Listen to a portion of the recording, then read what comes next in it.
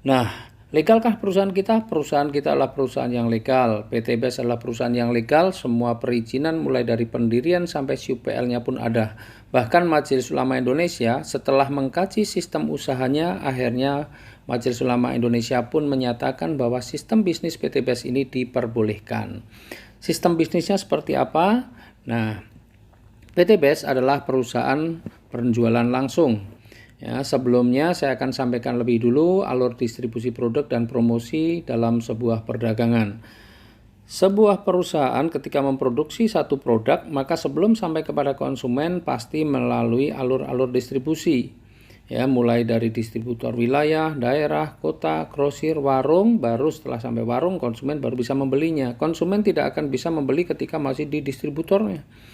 Apalagi hanya untuk beli eceran, ya, harus melalui kalau sudah sampai di warung atau di toko.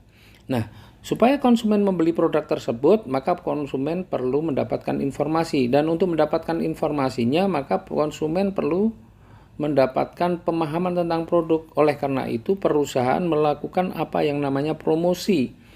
Promosi supaya informasi tentang manfaat produk itu sampai kepada konsumen. Dan untuk melakukan promosi, perusahaan kadang-kadang menggunakan artis, kemudian menggunakan media cetak dan elektronik seperti TV, radio, internet, kemudian spanduk, baliho, reklame, koran, dan lain sebagainya.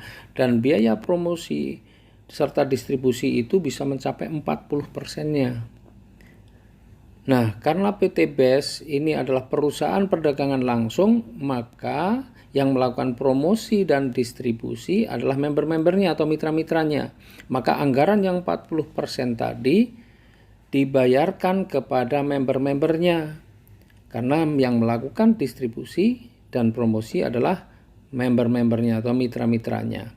Nah, alokasi 40% ini diwujudkan dalam bentuk apa? Dalam bentuk uang cash, dalam bentuk hadiah-hadiah cash, mulai dari motor, umroh, mobil, bahkan juga rumah.